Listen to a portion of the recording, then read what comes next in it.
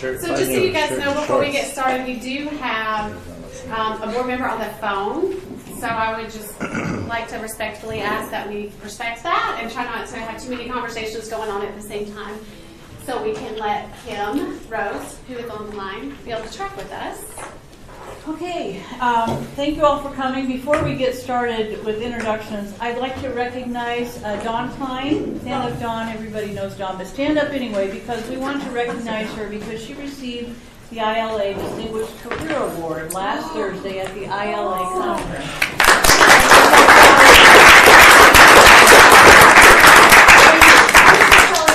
It's possible because of the staff that I work with. It's just, that's why. Make it easy. Oh, we're very proud of you. Thank you.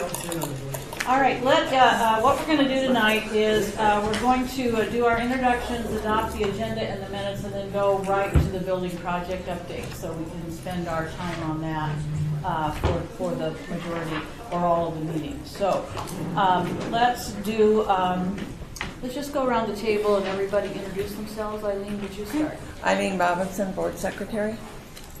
Rachel Bolander, Assistant City Clerk. Will Brandt, City Council. Nancy Miller, Library Board. Brady Sternad, Marion City Council. Renee Gedalia, City Council. And I'm Jack Zumwalt with the Library Board. Robin Ireland, Marion Times. Steve Jensen, City Council. Sally Reck, Library Board. Holly Trinary, Library Director. Susan Kling, Library Board. Kara Briggs Farmer, Library Board. Ben High, Library Board. Ryan. Yeah, go ahead. Madeline. Madeline Jarvis, Library Staff. Seth McGee, Private Citizen and P&Z Commissioner. Karen Custis, General Equities. Dan Baxter, Ryan Companies. Sue Burns, Library Staff. Dawn Klein, Library Staff. Lon Pluckon, City Manager. Ellsworth Common, City Baron. Mike and Lisa Peterson, Leland from Officers. Diane Zaretsky, Friends Board. Bob Hoyt, Friends Board. Deb Crable, Marion Citizen. Judy Solari, Marion Citizen. Tom Sawyer, Marion Citizen. Nick Blue, Marion Connecticut. Mike Barklow, City Engineer. Brian Tang, City Attorney.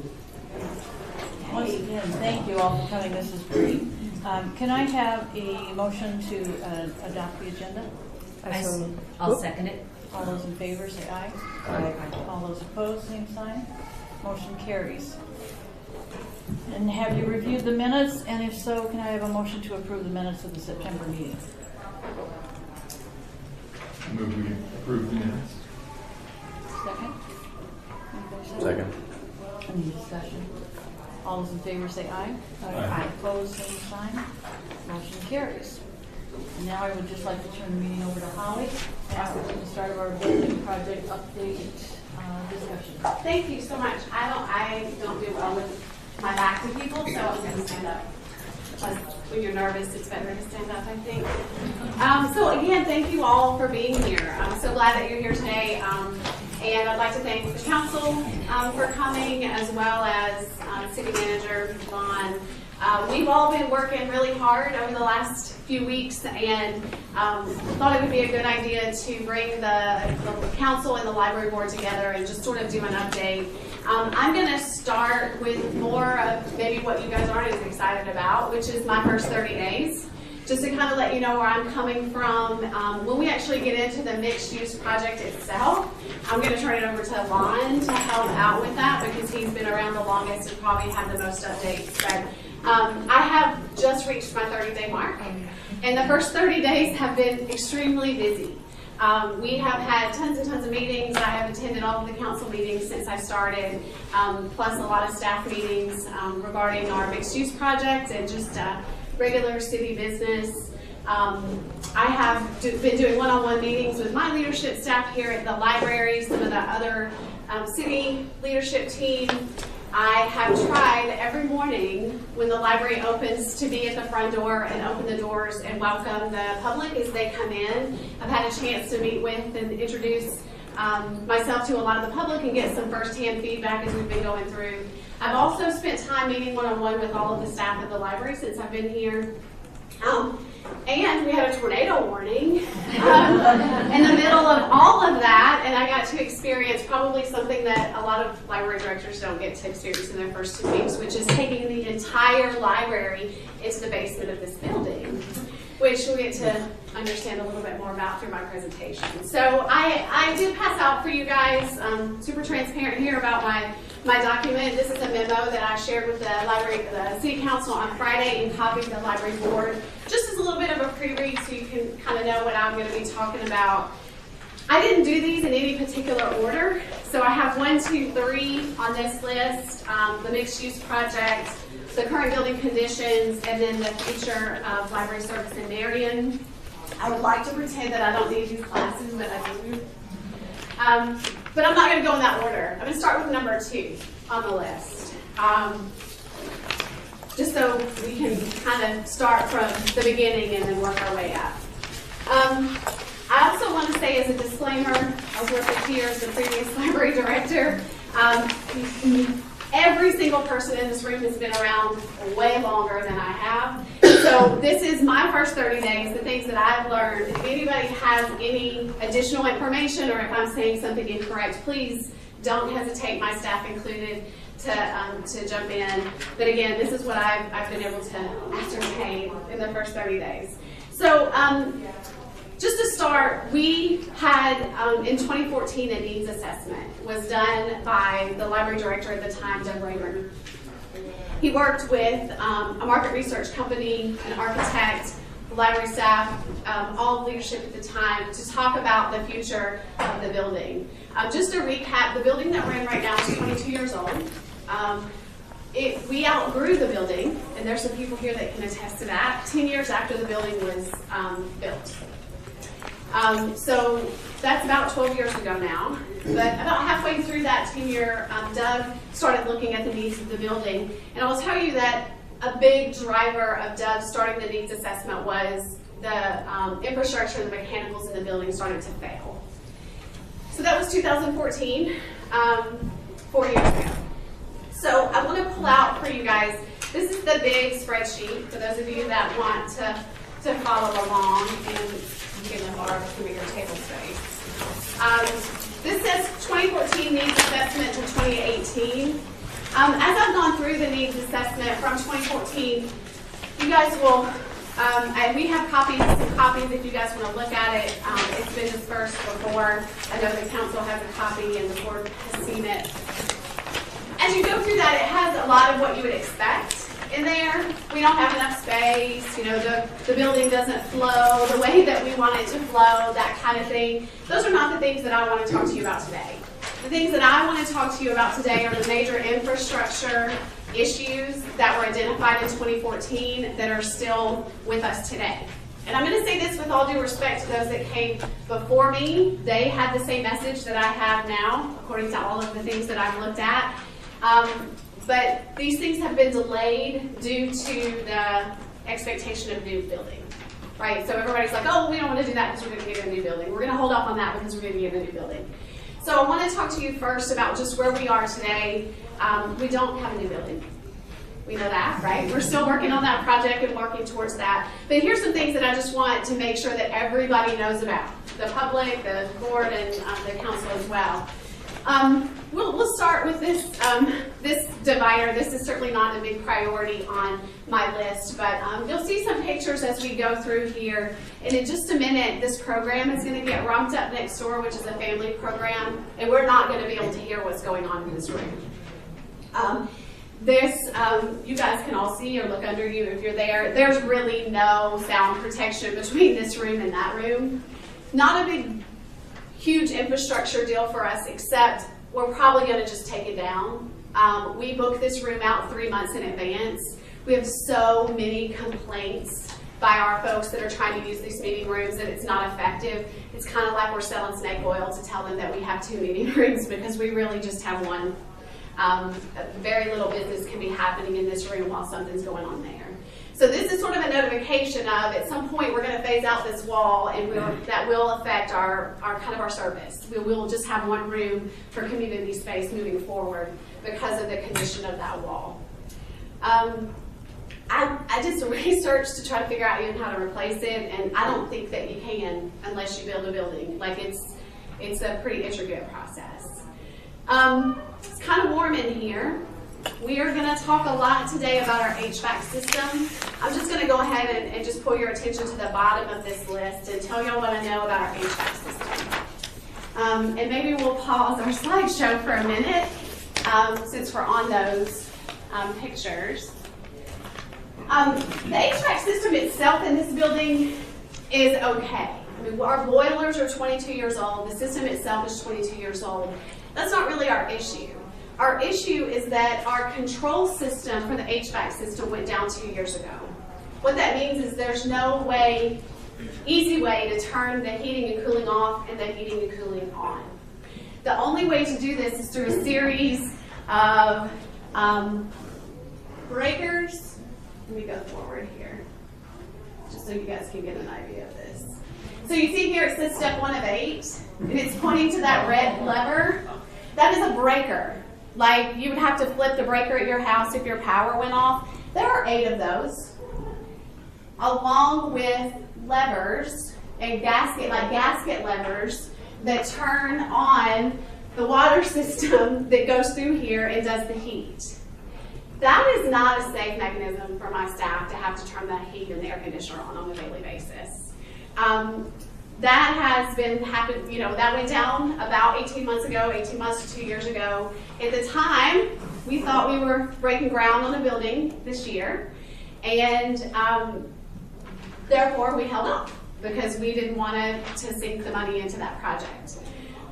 We last year or so, 18 months or so ago, did do an RFP on the cost to fix the control system. So the control system, again, just for reference points for you guys, was being operated by, you can see it way over here, a DOS-based computer system. See this little guy? This is like the first computer we ever had in my house in the 80s. This is what was used to control that HVAC system. We did the RFP a couple of years ago, and the lowest bid that we got to replace that control system is $40,000. We got 5 quotes to replace it. What does it mean not to have a control system for an HVAC system? That means we cannot control the temperature of this building at all. It's either on or off. After you go through the 8 steps, it's either on or off. There is no, what do you call that? Thermometer? Thermostat. Thank you. There's no thermostat. It's either on or off. The other thing that's a little problematic is you see in this picture there are boots going down into the basement. This basement is often in standing water. The drainage system underneath this building does not work.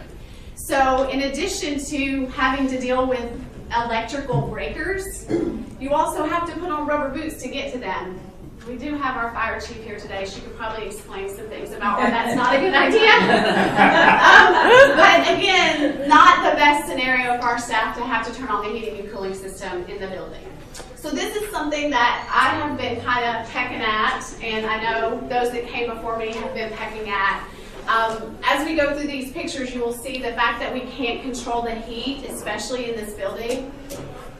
We have a lot of condensation around the windows. The windows are cracking and water's coming in, and we're getting damage inside the building from that condensation due to that. Additionally, we can't control the pressure of the air system because of this, and the ductwork in the building continues to blow. So just last Tuesday, we came into this horrific noise, and everybody's like walking around thinking that the angels are trying to talk to us. And we called the HVAC system, and the pressure had blown out the ductwork, and it was just flopping around in the ceiling because we can't control it. It happens all the time. So they have to come out and either remove it or tape it up and keep it put together. So that's something, you guys, that if we're going to be here for a couple of 3 more years, we're going to really need to figure out how to deal with that issue. To go along with that, as our guy was out working on our ductwork last week, he informed me that our AC unit is about 2 inches away from non-functioning.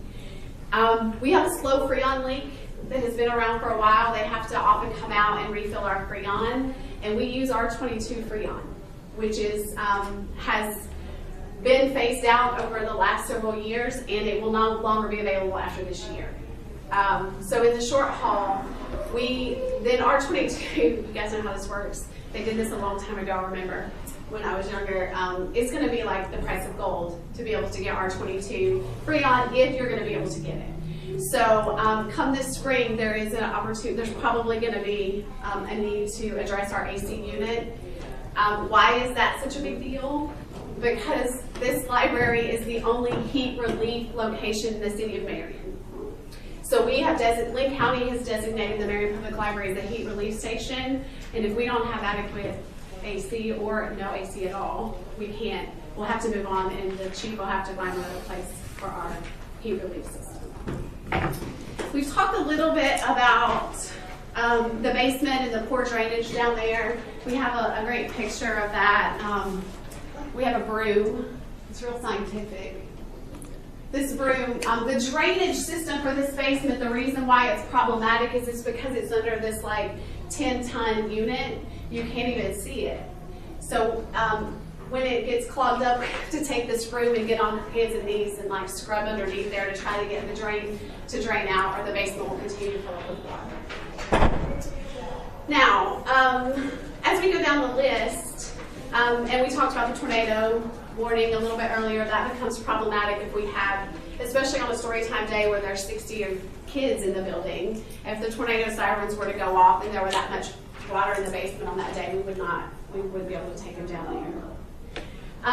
There's some other things as we go through here. You guys can read through the list. Many of the maintenance items in this library are obsolete to replace. These lights are a really great example. You see that we have several of these light bulbs that are out. These are also the lights that are in my office. And my second week here, they all went out but one. These lights are obsolete. They don't make the parts for these light fixtures anymore. So it took them about between 4 and 6 days to get my light bulbs sourced. They have to order them out and search them out from wherever they can find them.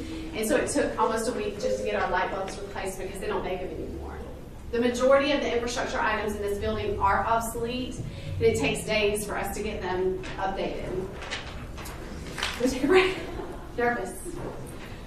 So we have some things in here about our security cameras. The security camera system failed a while back. Please don't put that in the paper because we don't want everybody to know.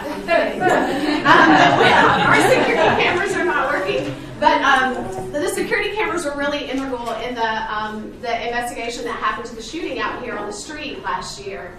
There are only 2 cameras functioning, and thankfully one of those cameras caught that shooting and the police were able to use it. However, we weren't able to download any of the video for them because the equipment is so old. They had to stand there with their iPhone and record the recording so that they would be able to have something to submit to as evidence. We have some sprinkler system issues that have to be updated this year. The security cameras are about $12,000, as well as our switches, our network switches that run all of the communications in the library. Our computers, our telephone, everything that happens in this building runs off of network switches.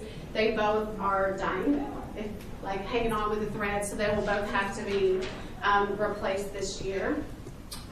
And I think really from that list, you guys can read. I won't read the whole thing to you, but this is sort of my critical list. So if you think about what I am focused on over the next 60 days at least, it's working with Lon and the council to really talk about what are we going to do with this building.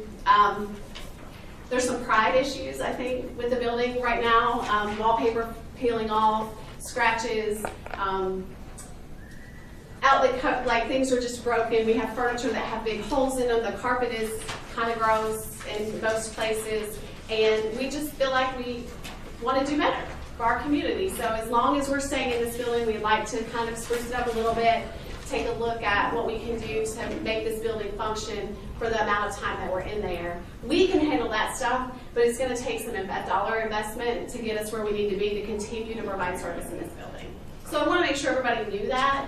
I didn't make this up. This came from that 2014 needs assessment that was done 2 people before me. But these are still issues that are relevant today that we're still dealing with. So I wanted to bring that up. Also in that 2014 needs assessment, it talked about space. Space is what kind of brings us back up to number one to talk about the mixed-use facility and the new building prospects of the new building. In the 2014 needs assessment, it was identified that the library was going to need 60,000 square feet to serve the population that we have in this community now. That was based off of 2014 statistics, and I have some updated statistics for you on the back of the memo to the council, just so you can kind of get an idea of where we are now in usage patterns from now and between 14 and now. So you're going to see some things that have declined. These things, like general book circulation, are things that are declines across the United States because libraries and what they offer to communities is changing. We have some opportunities there, but I want to call your attention to some of the areas where you see more than 50% growth in what we're doing in the community, starting with our electronic collection. So if you look at Overdrive, that's where we have our ebooks, our audiobooks, our new users. Our audiobooks are up 126% from 2014. Our 3M Cloud ebooks, which is one of the more popular platforms, is up 78% since this last needs assessment was done. But it's the middle section, you guys, that I really want to draw attention to. I said, even in my interview process, because many of you know I came from Cedar Rapids, I've always been blown away with the amount of programming and actual people touches that this library does out of just your general transactional work. So you can see that our adult programming is up 36% since 2014. Youth program, this is our teens. If you come here any day, some of you may not like it in the afternoons when you come between 3 o'clock and 6 o'clock, but I am impressed, actually, that many teenage kiddos choose to come to the library, whether they're behaving or not, in your opinion, they're here where we can watch over them and try to control their behavior. That's huge. I would dare say that there's probably not another library in Eastern Iowa that has as many teens coming in the afternoon that we have coming in. And you can see that that's grown 267%. We have 3,500 teenagers a year coming to programs at the library. But look at our children's programming. I mean, it's only up 7%, but that's still huge. 11,577 kids and families that are coming here to get community time, to connect with others, to learn, to grow, for parents and kids to work together. I mean, tons of good stuff happening there. And then we have a lot now going on with all-stop programming where we're actually going out into the community and meeting the public where they are. Our total gate count has increased 8%. Anybody that's more expert than me, tell me what the community population growth has been in the last 4 years? 3.5%? 4% line? In 4 years? Yeah, 1.2, 1.3% a year. Yeah, so we've grown 8% in that same amount of time. So those people that are moving here are using the library. One of the other really big areas that most of the public will never see unless they are a user is interlibrary loan. Interlibrary loan is one of those long-lasting library services that have been going on since the beginning of libraries, where people from anywhere can call us and ask us to check out one of our books. They do have to pay for it, but it takes a lot of time and effort because usually we're shipping those books to different states or different parts of this, different parts of Iowa. Some people would say, well, just stop doing that. Don't offer that service. Well, we get reimbursed from the state by participating in an ILL program. So we don't want to cut programs because when we cut programs, it cuts our funding. And it's kind of a lose-lose there. Also wanted to point out at the bottom, new cards issued. This year, we're up 6.8%. We mentioned the Iowa Library Association meeting last week. I wanted to let you guys know, probably the number one thing that we hear about libraries and communities is that, aren't they obsolete? They're going away. Kids don't use libraries. We had a national speaker last week whose job it is, all he does all day long is look at library trends. The number one users of libraries today are millennials. So all of us that come from the business world or talk about demographics and what's happening in our communities, millennials are the fastest growing population and the population that has entered into our fastest growing kind of in our business world. They're getting married, they're having babies. We expect to see a huge boom in library usage from that millennial generation. So libraries are not going away. They're not irrelevant. We expect to see a huge spike with that millennial population. The last thing I'll add, just from a usage perspective, another piece of library service that folks don't often see, but we feel. How many phone calls do you think that the Marion Public Library received in the month of September? Just a guess. Anybody? Number of phone calls in the month. You don't get to guess.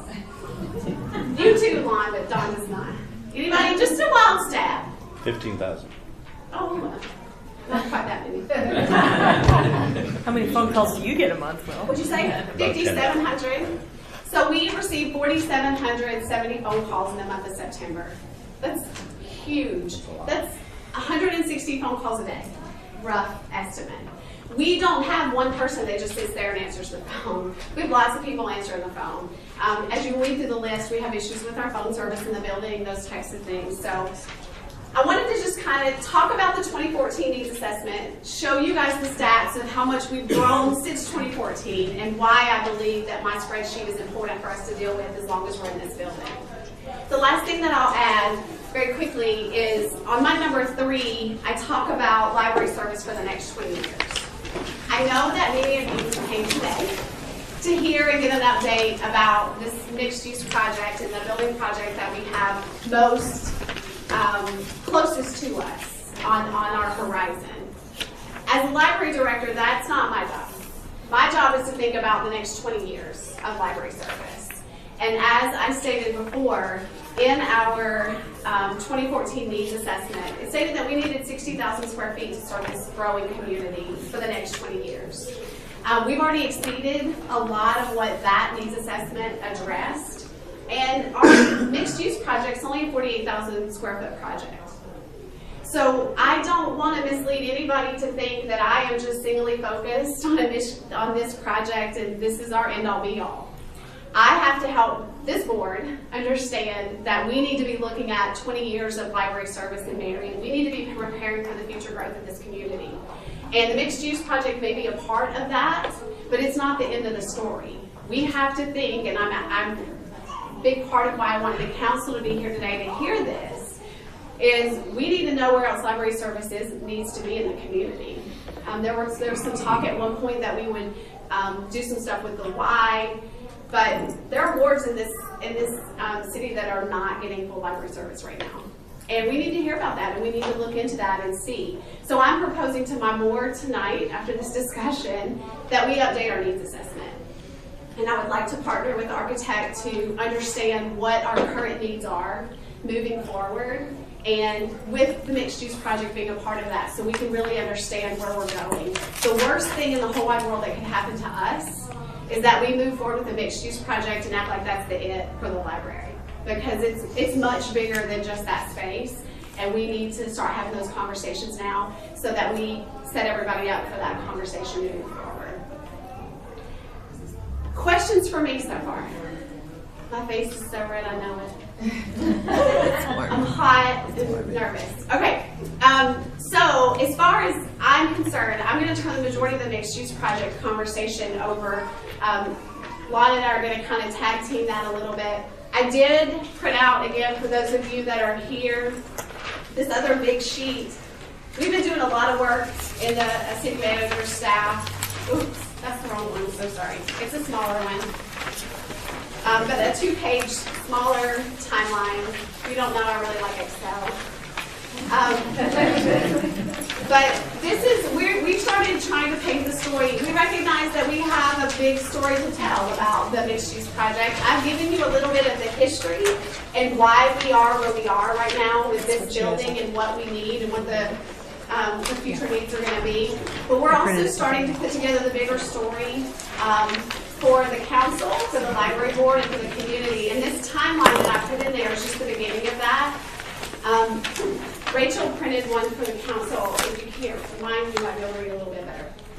But this is all of the decisions that the council has made that we could track down out of our heads and with Rachel's help regarding the mixed-use project. We thought this was really important, you guys, because this goes back to 2003.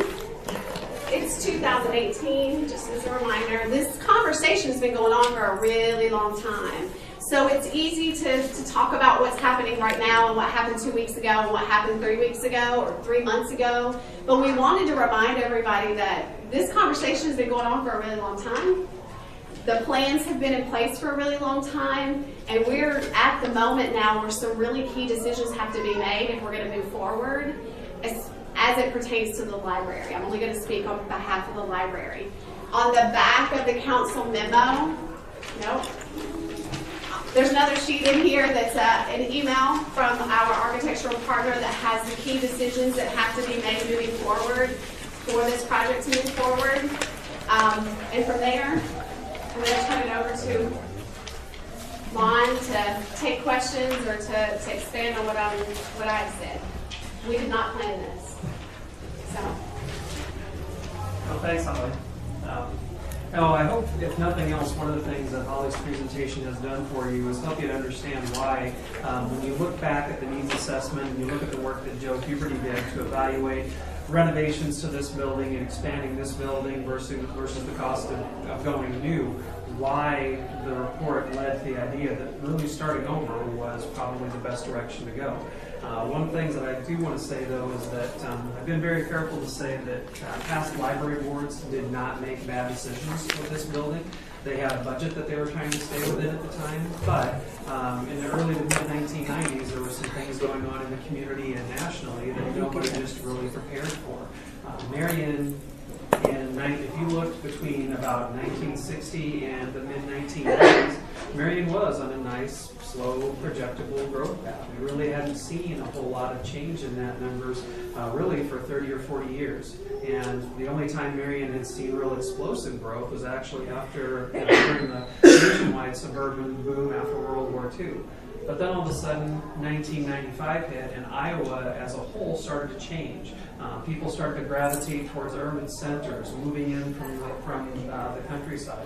There was a big shift in people coming towards the urban centers in the state, and Marion was no exception. About 1995, you can look and see that that's when our population numbers started to do this. And so I don't know that anybody could have predicted that we were going to sail past our 30-year population projections 12 years into the new building. Because they fully intended for this building to be a 30 to a 40-year facility. Just nobody had envisioned that type of explosive growth taking place in Marion.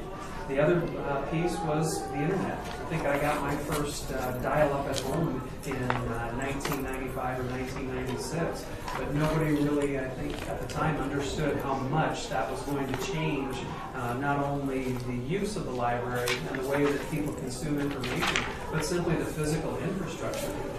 Now, this building has ducting for network connections for computers that's poured into the concrete slab. Wireless has bought us some leeway on being able to serve the needs of the public, but wireless isn't as secure, it's not as fast, it's always a step behind being able to hardwire computers for patron usage. So you had that shift in people's expectations, the number of computers that people wanted to see went up, the advanced internet bandwidth went up, so you had these dueling things that really kind of came together to almost kind of force this building to be obsolete faster than you would have otherwise expected. And I know that it's a popular narrative out in the public to blame me for this project, but if there's nothing else that timeline can tell you is that this started before I came here. Actually, one of the first tasks that the council gave me when I was hired in 2007 was to go through an exercise with the staff because they knew we had some competing facility needs for projects. They knew that we needed a new police station. We needed to do some work on the library. We needed a new building at parks. We needed to start planning for the fire station. So we did an internal exercise and brought a facilities plan to the council in 2007 that was adopted.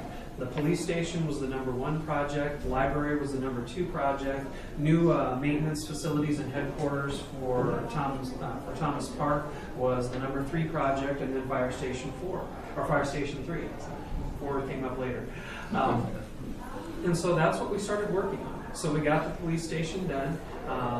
At the same time, the Imagine 8 process started to unfold in the community, and lo and behold, the community came forward and said, and I think we had 5,500 people participate in that process, which at the time was unprecedented. And the library was the number 2 ranked project out of that entire list. So of the 8 big ideas that came forward, I think the council at the time, and I certainly interpreted it, that the community said this is an important project for us to continue to move forward. So the original local option sales tax that was passed after the flood in 2009 had some money that was set aside that was used for seed dollars for those different Imagine 8 projects. We used it to fund studies, in some cases to do some projections and analysis for these projects. But it kind of shifted into high gear after the local option sales tax was extended in 2013. And that was a tough one for us to interpret because 2 things happened at the same time. You had a vote go out to the public for increasing the levy for operating support for the library, and at the same time you have the local option sales tax out in front of the voters, where the library was the single largest project featured out of the list. I mean, 10% of our expected receipts over that 10-year period was dedicated to go to the library project. And so one didn't pass, which was increasing the operating support, and the other one did pass.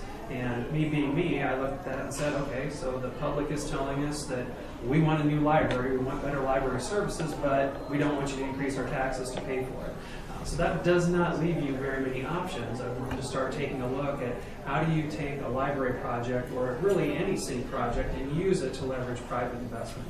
Because philosophically, I think one of the things that as a city that communities are not very good at is figuring out where's the return on investment, what can we do as a community to make sure that if we're going to make a big investment into something, that it also leverages something else, or it sparks something else, or drives something else. There's a danger in us looking at ourselves in isolation instead of looking at ourselves as part of the system.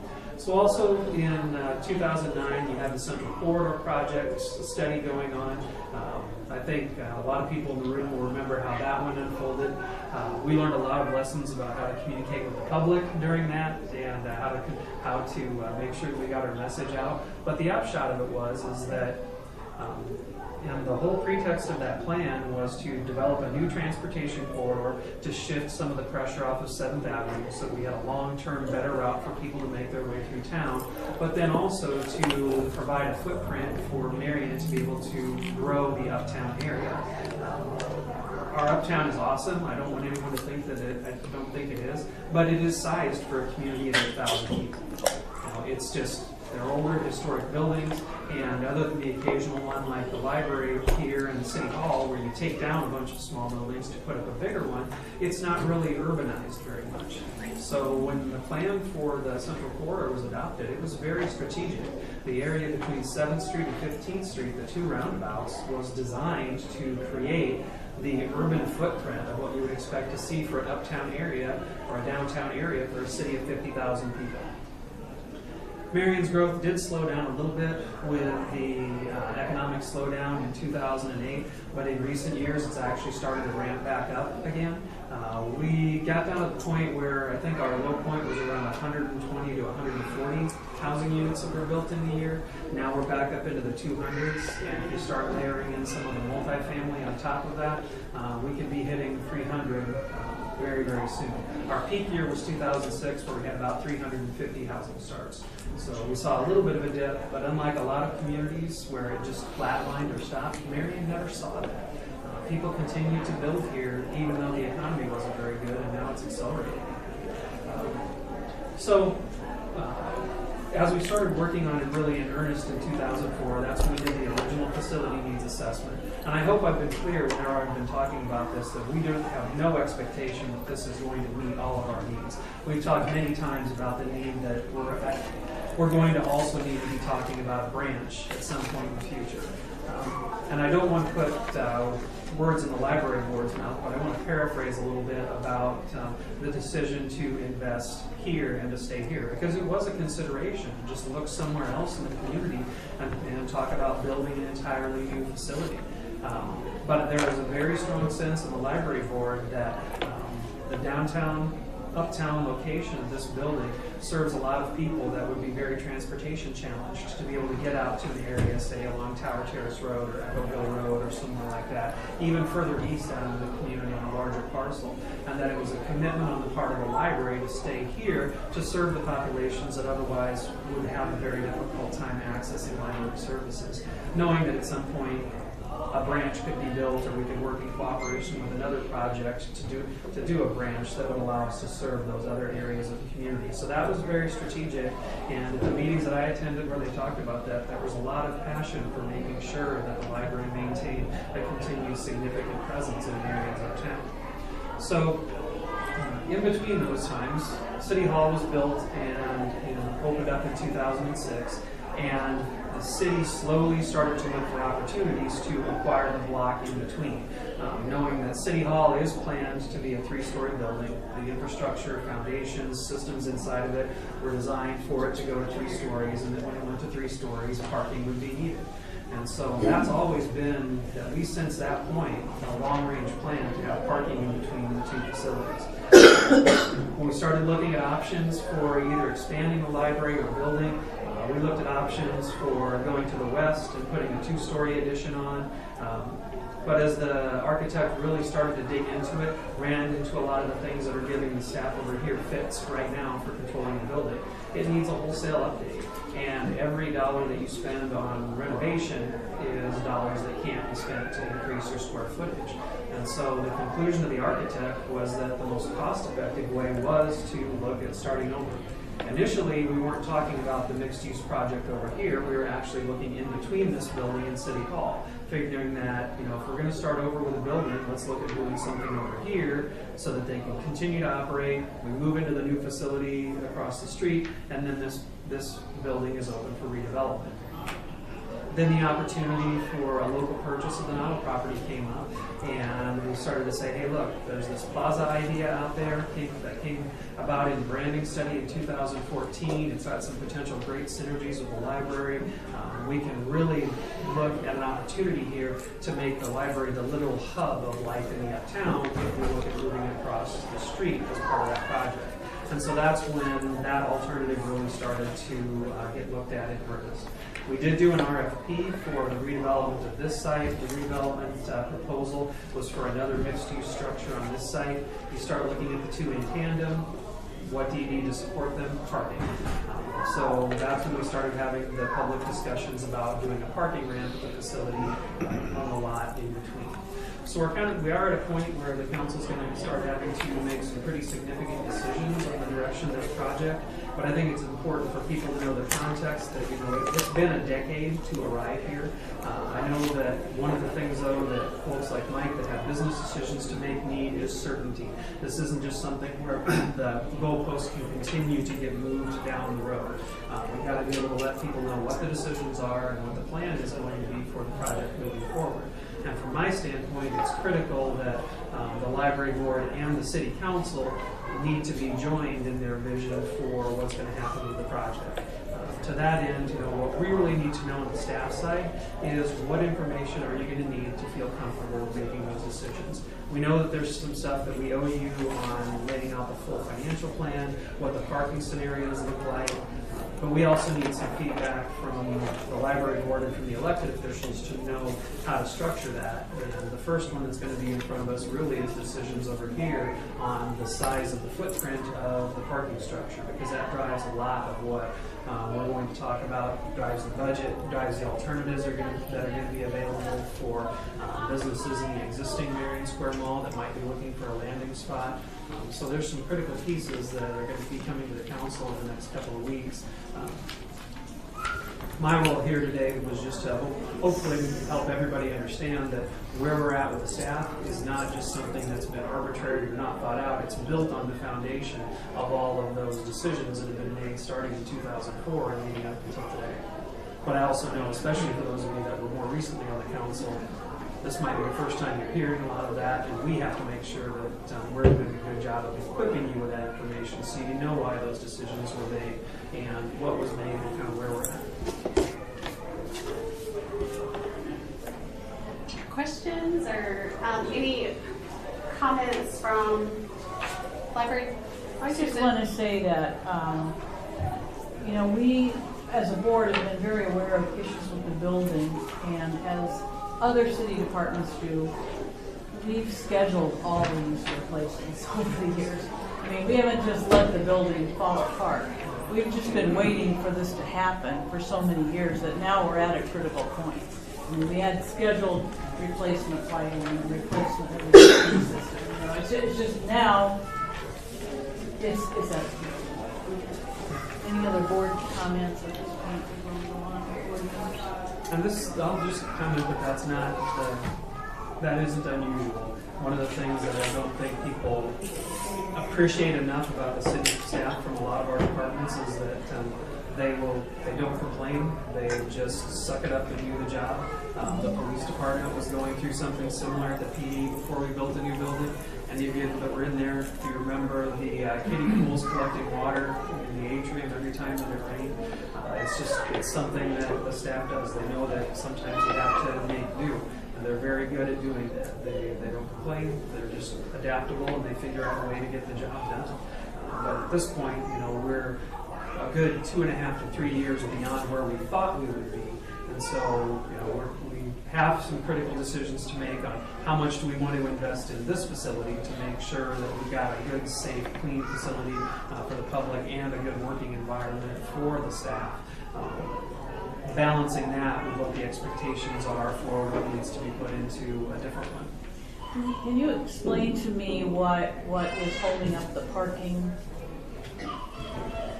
going ahead to the parking lot, the parking structures? The biggest thing right now is council's got some decisions to make on some structures over there. You know, the city has, at this point now, we own the entire block. The building over here, the one that Urban Vintage used to be in, the city acquired directly. The one down in the opposite corner, I believe the Library Foundation contributed some dollars to buy that property on the corner. That was a long-term strategy for the whole mixed-use project over here at Horizon to take a look at an opportunity to do more surface-level parking in between City Hall and the library, thinking that eventually this one would expand, City Hall would go to 3 stories and have a need for more parking, and it was logical to continue to purchase that block. When we started going down that path and bringing information to the council forward to the council on doing demolitions of structures, we started to get a lot of questions about the historic value of some of those structures. So we have had some studies done and brought some information to the city council, particularly related to the one right across the street so far. I did collect some questions ahead of timeline from just to consolidate. One of the questions, and we have friends, and we have our friends folks here today, but the library did contribute $45,000 to that block across the street. There was a question that was submitted that says if for whatever reason that lot does not get developed for parking, will that money come back to the Library Foundation so that we can use it for other purposes? I'd have to look back and see, but my recollection is that the donation was made on the condition that it be used for parking to support the library. So if it's not going to be ultimately used for that purpose, we'd have to figure out a way to return it to the foundation. The other thing I should point out is I know I've had this conversation with the city council and went through it with some of the foundation board members, but the big curveball that got thrown to us was a change in legislation at the state level this last year. We've been proceeding with this project and indeed actually developed the agreement with Ryan Companies to move this project forward under the state's lease purchase statute, which essentially allowed you to go through, do a negotiated project, have it built by the private sector, and then ultimately buy it out at the end, assuming that they provided what you were looking for in the lease. It's the same model that we used to build the police station. In reaction to some other projects, the state changed that law and made the lease purchase piece now subject to public bidding. And so we're working through with our legal staff and with Ryan and Genesis exactly how that is going to have to work. It made the project a lot more complicated than it would have been underneath the old methods. So that piece is something we're continuing to work through. It affected several different potential projects around the city. So I know I walked through it with the city council, and like I said, in a meeting with the leadership of the foundation, but hadn't really come back and talked with the library board about the implications of that. So am I correct that, from my understanding, that the old urban vintage home, it's not the building that's historic, it's the bricks? Or is that, am I simplifying that too much? We have not had, we've had a building assessment done on the physical condition of the structure. Sure. We have not gone out and commissioned a professional like Tallgrass or anybody like that to do a full-on structured historic assessment of the building to determine where it is or not. The bricks themselves, though, from prior conversations with interested folks, are something that's relatively rare in Marion and do have a history in the community. The standards for the structure itself are a little bit different than that, and different interpretations based on people's sense of historic versus old. Sure. And I'm not ever one to advocate for tearing down anything historic. I think a number of downtowns throughout our country have suffered greatly by tearing down beautiful buildings. However, I am really frustrated that this house, that it seems to me, okay, the bricks are unique, the home is not, that this is a sticking point to keep us from moving forward. This building is overcrowded, the staff is terribly overcrowded, and the residents, the tenants at the strip mall have no, they don't have an end date. And I may not be understanding all of this, perfectly, but I do, and I know I'm not the only person who's frustrated by this. But I am frustrated that this house seems to be like a major sticking point right now to keep this project from moving forward, to build a parking structure, to give tenants who want to move over to those retail locations a landing spot, and that we can maybe move forward before this building completely fails entirely. So I don't really know who to address those frustrations to, but there we are. Yeah, very good. Can I say something about that? I think that's a misconception too. I don't think that there's a holdup on the whole project because of that specific house, and at least not in my mind. I think it has to do more with the structure, the parking structure itself. Okay. The city council has not made a decision on what route to go with the parking structure yet, because we don't have all the final numbers and designs and any of that stuff to make that decision on yet. I think the structure is not, we haven't decided to take down the structure yet because we haven't decided what type of ramp to build. Because if it's a half a block ramp is what we end up with, then there may not be need to take them down. If it's a full block, then there'll be need to take them down. That has not been decided yet. Sure, but a half block ramp isn't going to include retail, right? Is that my understanding? That's potentially, yes. I guess that hasn't been finalized yet. That's a different topic, and it's tangential to this meeting. So I don't know if it's necessarily the house itself is holding it up. It's the ramp itself. And how do we move forward with that? I mean, well, we presented some massing diagrams to the city council so they could see what the scale of the buildings that we're talking about could look like. Because we'd had ones available that were kind of individual, but we hadn't ever had the opportunity to put them all together on one sheet so you could really kind of get that drive-through version of what that looks like.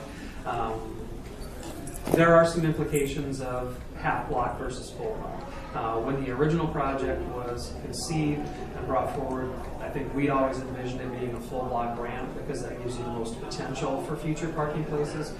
Going half block, I'm going to have to disagree with Will a tiny bit because half block wasn't on the table until the council started saying, well, maybe we need to save this house. The concepts we'd always been working on had always looked at that full block footprint.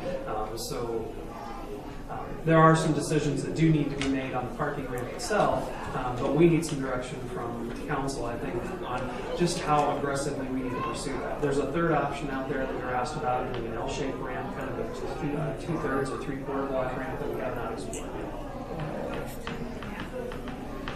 I guess I'd like to know what else the council needs from us, or what else can we provide to the council? I mean, is there information that you need that we haven't provided you?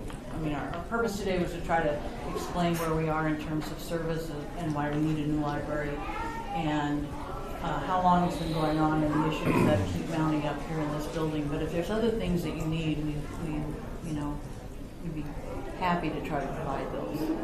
I just want to jump in real quick on the historic buildings since that's what's being discussed. I think it was last month in September that we were presented with a study by a local firm on what it might need to repair those buildings, etc. And one of the council members asked us to table the discussion so he could do a little research because we hadn't gotten any to find out if the buildings were historic or not. And that's where we started trying to think about, well, if we save the buildings, we can do it now, or whatever. And that's why it got tabled. But that was just a month ago. And unfortunately, that council member is not in great health right now, and so we haven't gotten that information. I don't know, even if we get that information, what to do about those houses, because some council members feel that part of the beauty of this community are those buildings. Other council members, myself included, don't want to pay for keeping those buildings up. If we can find another organization to take over all of that, I don't believe that city government should continue to buy property and all of that stuff. So I think that's the delay on that part. For me, part of the issue is we got to see some preliminary drawings of something on this site. What I think everybody has seen is the future library and then the parking garage.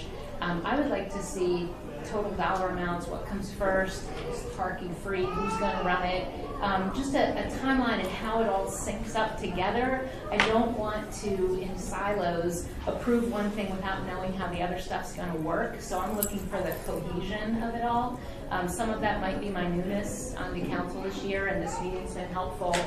We have been getting things here and there, but this is the biggest overhaul of information that, for me personally, I've gotten. I still want to see what are we breaking ground on first. How does the private aspect of the mixed use on the library factor in? When does that factor in? But I do agree entirely with what Lana said about needing to have that certainty for the current business owners, and I think you said it as well. I mean, they need to make some decisions, and it's their livelihood, and I get it. I personally, based on what I know today, think if we're going to do a parking garage, it needs to be the whole block. I don't know how you do a half block. I don't really know how you do it now, and I've seen some really nice looking structures. I took some pictures on my phone when I've been in different cities recently, and some in Des Moines have some really nice bright looking. I like the idea of the retail in the bottom, etc. But again, I don't know how that works with what might go on this site. I don't have a lot of information on this piece number 3, if you will. So those are just some of the questions of how it fits together, so I can look at it cohesively and see that timeline of, okay, if we break ground or approve this, these are the way the dominoes are going to fall. So I kind of like to see that linear progression of if this, then this, and here's the end. Here's the date that it's all going to end, and here's the dollar amount that we project, and then work backwards to see what's happening when and in conjunction, so that we don't agree to do one of these big 3 things, and then something falls through on the second one that was contingent upon, the skywalk and certain levels, and I haven't seen the overall big fit. That I'm only speaking for myself, but that's where I'm at. I'll give you a few more comments. Again, I'm in 100% support of a multi-use building on that block. Again, when I was campaigning last year, that's the comment I made to everybody, and the reasons why I thought that was the best idea. But given where we're at today, I do not believe that one house we're talking about as a historical site is really slowing anything down. We can make a decision on that pretty soon if we have to, but at the same time, there's a couple of major areas of information that the City Council needs before we can make a decision. One is, what are the number of parking spots or spaces going to be needed for maybe here in the future, as well as the multi-use building where the library is going to be. So what are those total number of parking spots so that we have adequate number for growth in the future? So I think there were some numbers throughout a couple weeks ago, but again, I wasn't able to write all those down. Londra's going to come back with us or to us and provide us with those numbers as it would relate to how many would be available for excess capacity in a half block, 2/3 block, full block, whatever those are. Again, you can always add more stories, to those parking spots. But as significant as all of that is we got to figure out how to finance this. So Lon alluded to that already, and we haven't heard that plan yet. So how are we going to finance that? That is paramount on top of all of this as well. So we can make a decision on the historical house. We can make a decision on the parkade, given the right set of information. I think we can make those decisions. But we also got to know, how are we going to finance this? Okay, we're talking about working on our CIP, our construction improvement plans and projects, for the next 5 years. That's a very, very large number. The library is part of that. But we got to figure out how this city is going to finance all of that and how it's going to manage all of that. So this whole library project, the parkade and all of it, dovetails into all of that, and we're working on that concurrently with all of that. So to say that historical house is holding everything up, I don't believe that's true at all.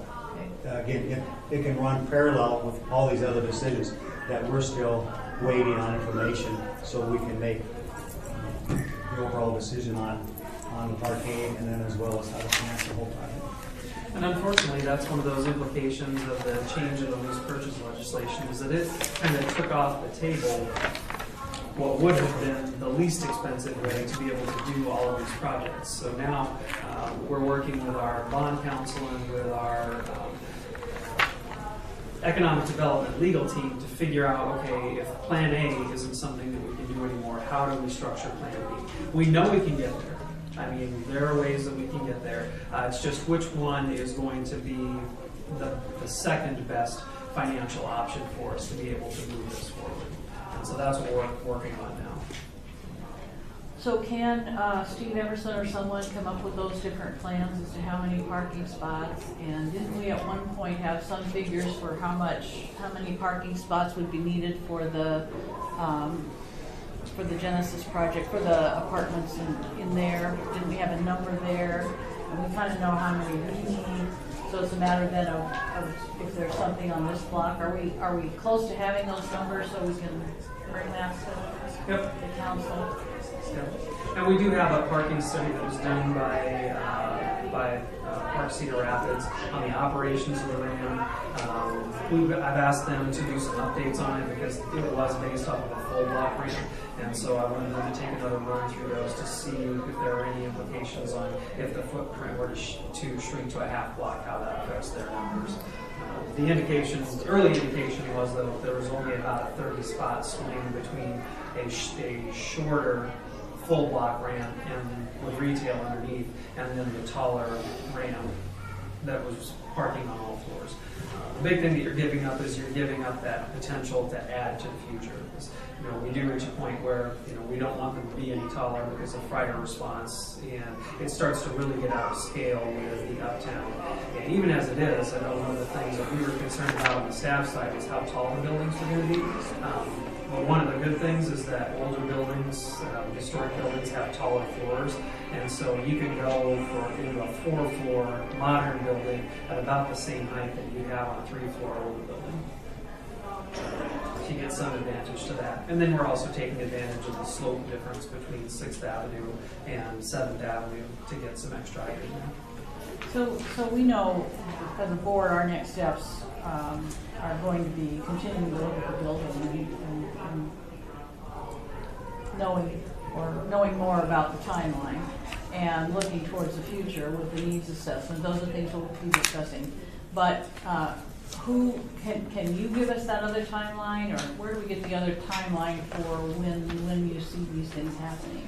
We have a project team that's working on that, and we're working internally as a group, but then we also have to circle back and make sure that we're being reasonable in our expectations on Ryan and Genesis. Really, the way I would envision it is parking ramp starts first. It's got the shortest construction period, but it is the linchpin that allows the other two projects to be successful. So ideally, parking ramp starts first. Then once the parking ramp is done, the project starts on Marion Square Mall. And then once that is finished and the library can move, then work starts to happen over here. We're trying to avoid having to relocate a library or anything like that, because it just adds unnecessary costs and disruption to the project. Even we did at one point even look at temporary locations, but it added a lot of cost and way too much disruption. Other questions? Nancy, go ahead. Okay, she asked for a timeline, and so I'm not clear really what's holding all this up. It's very fuzzy in my mind. But are we talking 5-6 years before we would get across the street, or 3 years? Because then the presentation that Holly gave us, we have some serious issues in this building that need to be addressed. And if it's 6 years before, I call it the Ryan building, parking garage Ryan building, Steve Emerson building, then is the city going to back us to make these very, very serious repairs on this building? And I just think we're in a sea of, we could know no direction, because, I mean, this has been going on for so many years. It's the costs, building costs keep going up. I mean, sometimes I really wonder if it's really going to happen, or they even want the library in that mixed use. I mean, all these things are swirling in my mind. And you know, I'm one of your biggest advocates for library services. I've proven that through the years.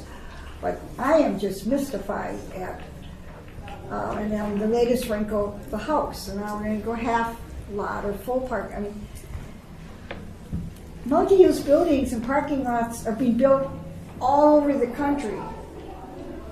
And being done. And what is the problem here in Marion? Just want to answer and be clear, like Steve, I am in full support of the library mixed-use building. That is by no means any, you know, I'm not trying to drag my feet for that reason. Like I said, I would like to see, if all three were done as projected, what's that date that all three are done? And then let's go backwards to when, I guess the third building would be the Emerson building. I didn't even know it was Steve Emerson until like 2 months ago. I don't know, maybe people knew before me, but that's what I'm saying about the information flow, et cetera. What's the end game? And then work backwards so that we can know when decisions are coming up what we should be looking at, because for me, I've been seeing things in, you know, buckets. You know what I mean? Like, I wanted a cohesive, I need to make, these are huge decisions, right? I need to see the big picture of all of it and how it's laid out so I can follow that timeline and that money trail and make sure we're on track. So I can make sure I'm asking the right questions. That's right. I mean, the latest wrinkle was the house. And then I'm sitting and thinking, well, the city bought this lot with this house on. I never hear of a discussion that this would have the historic potential whenever you bought. I call it the beauty shop building. And who knows who's living now, the raccoons or apartments or whatever it is. I mean, that was never brought up that we're buying this lot, but this is a historical property. Never. It was, they're purchasing pieces of this to eventually cohesively get this whole city lot purchased, if I'm correct. And then, you know, we move on with the parking garage. And now, and then we have the, what you call duplexes or whatever you call it, the other ones. I mean, nobody ever considered when you bought this, nobody ever talked about being historic, because why would we be talking about parking garages and all these things if we're sitting with a massive historic I think issue? that's the overall sentiment, just why you guys keep hearing everybody thinks the house is the linchpin, because the house was bought 10 years ago, and if we were going to do anything with the houses, why is it just now? I think that's why everybody is thinking, why is, after 10 years of owning a house, is it just now becoming an issue? So that's why you continue to hear the board and all of us generally talk about those houses, just because they've been around for so long, and the intent at the time of the purchase was to turn it into parking. So I resonated a little bit with your comment, Renee, at the board, at the council meeting where you talked about, well, if these houses are historic, why didn't somebody show up today to talk to us about it? I mean, to be honest with you, that's kind of how we feel. I mean, we've owned the houses for so long, and now we're right up to this point where we want to make a decision, and then suddenly it just feels like we kind of got bogged down a little bit. So I just to provide a little bit of the context, I think that's why you hear people keeping going back to the house talk. So I think it's fair to ask about a timeline that Nancy's asking about, because when we talk about a timeline as well, we're asking the question, that's fine. So if we're gonna do something with that house, whether we leave it there or move it, I mean, that's an option as well, is having somebody nearby show interest in it, and we could just move it there. Sure. And that takes care of that issue. That's probably the one most particular. But what is the timeline that we need to make a decision on that before it really impacts the parkade? And again, we talked about whether we have an opportunity yet to start the parkade this fall or not. Again, I'm not sure where we're at on that. We need to probably talk about that shortly as well. And if that doesn't impact it, and there's going to be a spring start anyway, then I think we have plenty of time to figure the house out. That we are not breaking ground this year. On the You parkade. have to have absolutely perfect weather in November to do Yeah, that. we're not. So, But what we can show you, and what we'll be able to do, we can show you the timeline for all projects. But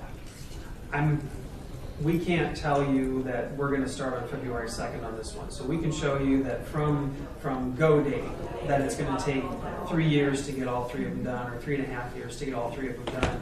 But it'll be a project calendar based off of a start date, and then you just plug in the start date. If the start date is going to be April of 2019, well, then the end date is X number of months after that. It's just all contingent on when we start. What I don't want to do is put something in front of you that says we're going to start foundations on November 31st and be done by then, because we've got a lot of decisions and some heavy lifting that needs to be done between now and then. And that would be, people would start making plans around it, businesses would start making plans around it when it would change, and that wouldn't be fair to them. Is it, I'm sorry, is it fair to ask our partners, like, to answer Nancy's question, I mean, how long does a project like this take? I could really only speak to the mixed use, right? The parking is not our project, nor is the redevelopment of this site. That mixed use building is typically 16-month-ish building. There are phasing plans that we can work out that allows the library, TI, the library build out to start while the residential is still underway. And that's step 2 overall. So the parking ramp is step 1. So we have to have the parking before we do the mixed use. Some portion of the parking. So it would need to at least be started, and that's really probably the decision between whether it's a half block, full block, whether there's retail in it, whether there's tenants that are relocating from the existing shopping center into, that retail space. It's that chicken and egg thing. So if there's tenants that are going to be waiting for that retail space to move into it in the parking structure, well, then we certainly can't start anything until the parking structure is completely done and the tenants are relocated into that. If there's, if that's not happening and there's just parking, well then, theoretically it would be something that we would be waiting on the parking structure to be completed before we would be starting on the rest of the project. So, I mean, in our head, and some other folks in the room have said, I mean, we're looking at least 36 months. I mean, I can't imagine, the parking ramp, you're saying 16 months for your project, 14 to 16 months for your project, but we've got to start with the parking ramp first. We're not breaking ground this year. To answer your question, Nancy, in my mind, I'm not envisioning anything before 36 months at this point. Does anybody want to disagree with me on If you do a half parking lot, what does that say about them and their tenants, the commercial, the residential? So they should have influence on talking to the city council, saying, hey, you got to build a parking lot that's going to accommodate the people living in what I call the Ryan building. And then if a Steve Emerson was here, he would say, how can you be talking about half of a parking lot when these Project 2 and Project 3 are very dependent on this parking lot? And I just don't think people are talking. And then in the meantime, as the library, well, how much money, and I'm non-voting, all that, but my passion for this building, for literacy in libraries. I'm totally made publicly to go build a library. That's all fine. But then how much money do we put into this to keep it going 2-3 years? And will the city back us when Howie comes with the bills? This, maybe I'm getting old, but it sounds very confusing. So Project 2's got to be talking to parking garage and saying, this is our need. Steve Emerson's going to say, we need this. So how can we even imagine a half of a parking garage? You've got 2 projects that need that. Yeah, that's where the decision on whether or not we can do retail on the ground floor makes a difference. Because if you go to the half block, you do then have a maximum number of parking spots that you can get in that footprint and staying underneath the height restrictions that we've got for our emergency responses. So it does change the nature of the project. The way that it was sized, though, with the number of stories that they had, was going to be adequate to serve the needs of both of the mixed-use facilities and make sure that we saw an improvement in the availability of parking for the general public. So The city bought that whole block, piecemeal, ended up having it all for parking, right? Wasn't that the intent? that was the long-term vision. And like I said, that was what I was told when I started in That's the impression 2007 I was from under. when City Hall was built, and then But I I was don't- carried forward. I don't think that's changed though. Just because. So it's been a month. I mean, like Renee said, it's a month ago is when something happened. This has been talked about for years and years and years. The project's been going on for years and years and years. The city council isn't saying, "Oh wait, we're not going to back this anymore. We're not going to build a ramp. We're not going to build enough space for everything." The city council right now said, "Okay, let's wait and see what we're going to do for the ramp before we decide if we're tearing this one house down." That's all that's happened so far, and that was only a month ago. And everybody's now up in arms, but it was a month ago out of a 3 or 4 or 5 year project. Nothing's changed.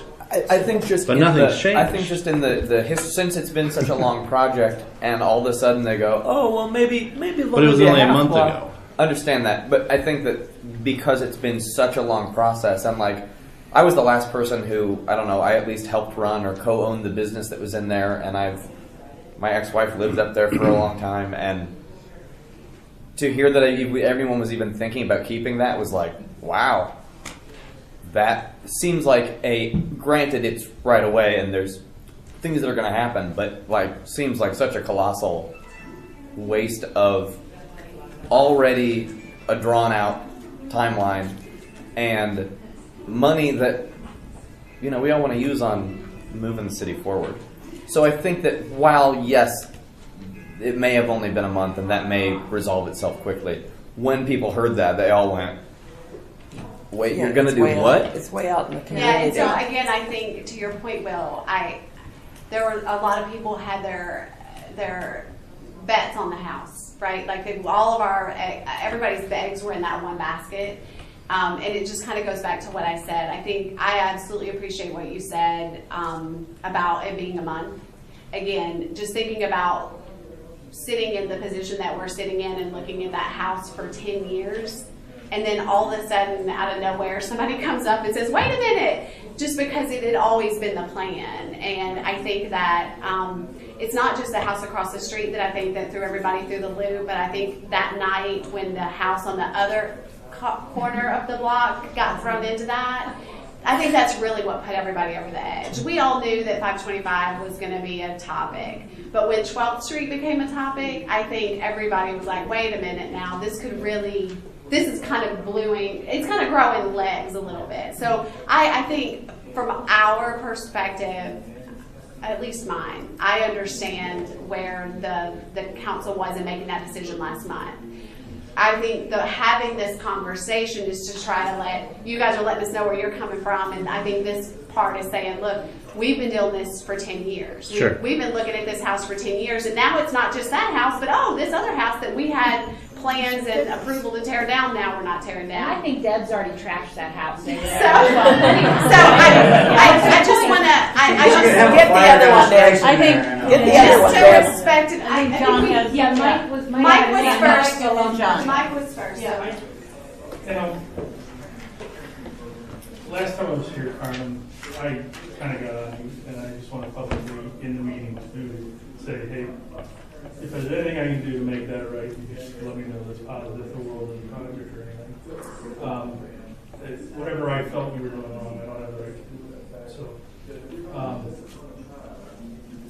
the one thing that bugs me, again, is on the back of the memo from, Ryan and Genesis Equities, it says a July start date. My lease ends after July. And the only thing we've ever received as tenants is a memo. It wasn't even an offer. It was just a proposal of an offer. that we couldn't accept unless everybody agreed. And we're still sitting here. You know, I empathize with the library board right now. I like libraries. I supported summer reading programs for the library, okay? Giving kids free slices of pizza, okay? You know, people come up to me and say, oh, we don't even need a library. I said, it has nothing to do with needing a library. I'm glad you're focusing on what the future of the library is going to look like, okay? But it isn't about whether we need a library. That's not it's how we're going to do this. So we treat the people that are in the way of this the right way and actually communicate with people in a way that they understand what's going on. Because you guys got decisions to make and plans to make. We got decisions to make and plans to make. And somebody's got to start talking to us and not just start putting dates on pieces of paper. Another date that just keeps on going. Here's a date. Nope, doesn't happen. Here's a date. Nope, doesn't happen. Here's a date. Nope, doesn't happen. And I have never said that I was against the Marion Mixed Use Project. I was against how the project was going about and how the people were being treated along the way. And that has got to change. I mean, Jenny's got a lease for 3.5 years. Okay? Somebody's got to go talk to Jenny and figure out what's going to happen. My lease goes to just shy of the end of the year, and the Needle Point lady goes, I think, to November. You know, March is the one that ends in September, and nobody is talking to us. And I've told Lon from day one the obstacles of 6th Avenue. Okay, you get 6th Avenue through, I get a lot more agreeable to working with you guys on this project. And nobody has ever treated us with any respect in this whole process. That we actually were businesses that mattered to the result of this. Now, I know we have friends on the board that have tried to advocate for it, and I know the city council has done things to bring things to light. But at a certain point, you know, this thing you guys just got to make the decisions. I got on lawn early on, it wasn't lawn, it's city council. You guys need to just demand that we get the things on paper, put a timeline on it, and just say, we're either doing it or we're not doing it. Okay? Because it's unfair to everybody. Thank you, Mike. John. So I'll say this is part of the frustration the board has is similar to what you say. Thank you. Some strategies within the city, decisions that we thought were already, I don't want to say a foregone conclusion, but discussions that we thought already had been had. And I won't even say agreements in place, but for example, you know, the block where the parking garage would go. You know, we understood that to be part of an agreed upon approach between both the city, the developer, and the library board. And you know, now we start to hear things like, well, maybe that house might be an issue. And you know, we've heard some other rumblings about other city decisions related to other ancillary aspects of the project, where again, it calls into question about, okay, from the library's perspective, you know, what is the city's intent with the project? What is your desire to see that project through? Now, what I hear you saying today is that yes, you support the project and you're willing to you know, promote that and to see that through, but you need some more information. Great. You know, we're caught in about the same boat as well. Yeah. So, you know, we hear about these contingencies that are out there. Well, then that makes it so that we can't commit to a plan because our developer is saying, well, wait a minute, if this is going to be in play or out of play, then that changes the whole scheme of things. So we're caught in limbo, partly between, you know, the city and developer and I'll say the community at large, just in the project where we can't move forward until we get the commitment from the city, obviously. And you know, the city wants some more information and definite pieces of data before you make a decision to move forward. And I appreciate that entirely. So, you know, how can we bridge that gap? Where can we take the discussion, the conversation from here to get all the parties that we need to together to talk about what are the outstanding issues that we still need to address and resolve, and then what does the timeline look like for when those decisions can be made, and then the project as a whole could advance or move forward. A couple of things I would like to address. One thing is on historic buildings. There's a difference between keeping a building and historic buildings, because there is a process, even when a building is designated as historic. I mean, they've taken down buildings that were on the National Historic Register, that were National Heritage Sites, but being a historic building changes how you do it. There's a documentation process you go through. There's just a procedure that you follow to make sure that if you take the building down and it is historic, that it's adequately documented. It's provided to the State Historic Preservation Office. You preserve those records locally, so that building, even if it's gone, still has its place in the community's history. So merely designating a building as historic doesn't necessarily mean it's going to stay. But that's where I think, from my perspective, we're struggling a little bit, is that conversation is different than whether the building stays there or not. Even to what Steve was talking about earlier, there are other alternatives out there on the table. If someone had an interest in it and wanted to move it, the city can certainly provide the opportunity for them to be able to do that. But what I wanted to be able to do with tonight was just make sure, we've got a clear sense. My obligation is to make sure that the library board and the city council get the information that they need in order to feel secure in making decisions to move the project forward. And we just wanted to get everything out. If library board members wanted something different than city council, we'll get that together too, but then everybody will have everything once we get it all together. I just don't want there to be any gaps that, we bring a report forward and it has a ton of information in it, and then, well, wait a minute, this piece was missing. I'd like to see this in there as well. We just need to know what the goalpost is that we're aiming for, and we'll absolutely get it to you. Now, I can say that before the change in the lease purchase legislation, this would have been a lot easier. I did have some projections. I had everything that showed the whole project working together as a whole, but it was predicated on a financing method, particularly for the parking ramp, that we can no longer use. My question is, because there are 3 stages of this project, do we have one project manager who's coordinating everything, or are we relying on the different entities just to get it together on their own? Where do we go? Our project team internally is working on that. I would expect that we're going to designate one project manager to really kind of oversee the different pieces of the project. Now, there are pieces that we can't completely do that with. The library board, for example, will have to make decisions on the interior of the library, the layout of the inside, what are you buying for equipment. That would not necessarily be ones that would fall into the city council's purview, but the overall financing package would be pieces that would fall underneath the city council. So I think the question was raised earlier, talking about a rough timeline. Yeah, nobody knows when these projects are going to start, the parkade being the first one. But if we did, let's just pick a number, let's say we did a full block parkade. Do you have an estimate of the timeline, Dan threw out a rough timeline to complete the multi-use building? Do we have a rough timeline on how long it would take to construct the parkade once it was started?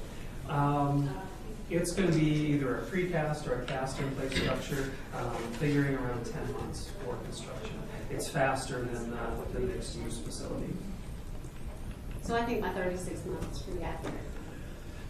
The big question is, for like what Mike is talking about, if there's certainty and the businesses can make plans and make decisions about where they want to go, it helps a lot, because if the decision is made that retail is not going to go underneath the ramp and that's not an option, then we look at things that are different, but that drives decisions and it drives how long they need to be there until they can start that project.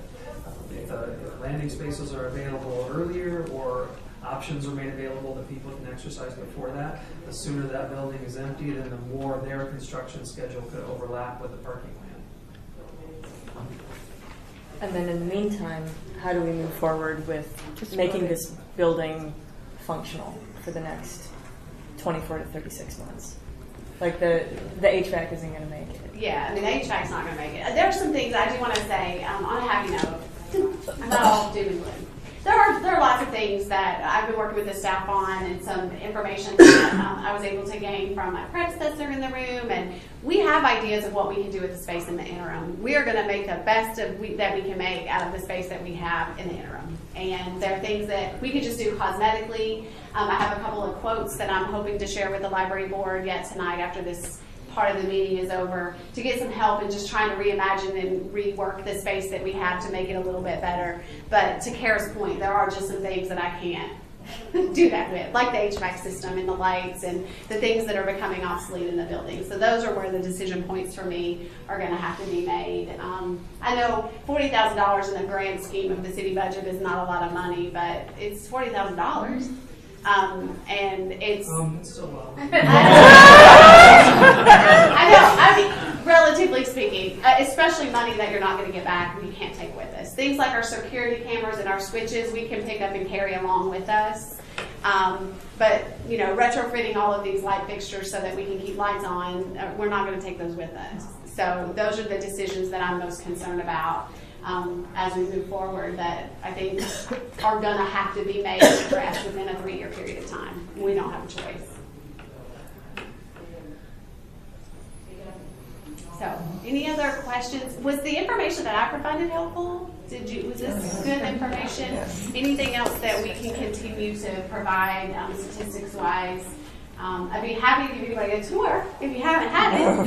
We can go in the basement. I'm more than happy to do that. I appreciate you all taking the time. I don't know if anybody else has any questions for Lon. I just wanted, just for clarification, because we're stuck on this historical building thing. So, again, Councilman Draper wanted to bring us back some information to chew on, and I don't think that it's fair to continue to wait. So could the Historic Society put something together, and I'm putting you on the spot a little bit, or you know, how can we get that information so that we can make an informed decision? The sooner the better. I think everyone would agree. Pat Klopfenstein and Judy Hall have information, and I know that they don't attend council meetings. I can ask them tomorrow if they could provide something, and then I could present it.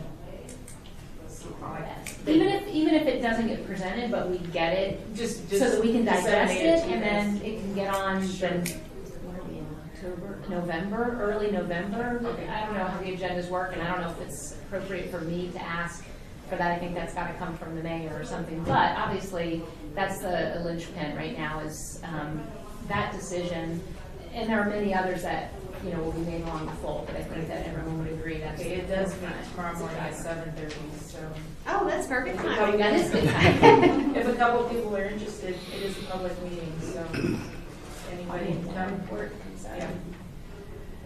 Yeah. Okay, so and just for you, Lon, and I think if we could put that on the agenda as soon as we get this information, because I know y'all were bringing it forward, and we kind of put the pause button on it as a council.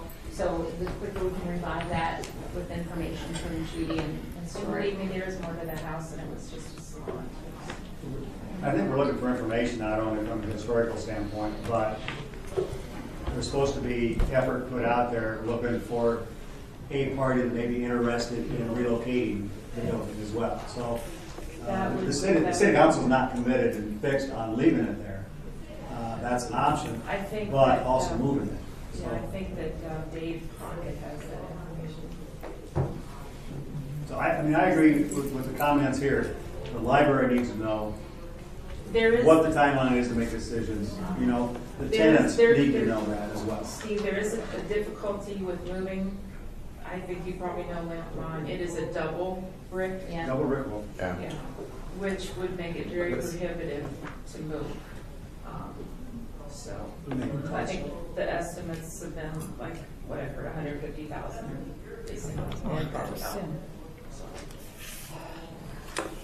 What an HVAC Yes, it would. Perspective. And half HVAC. Yes, exactly. You good? Yeah, and just for anybody on the library board and council, don't be afraid to send me emails and say, I want this piece of information included in the report that comes back, so we just make sure that we get as comprehensive review and get as many questions answered as far as we can. I would like for my board to stay. If you could for a few minutes, since this is our meeting, we do have a couple of things to do. Thank you all so much for coming. Here, I'll get out of your way. Have my card if anybody wants it.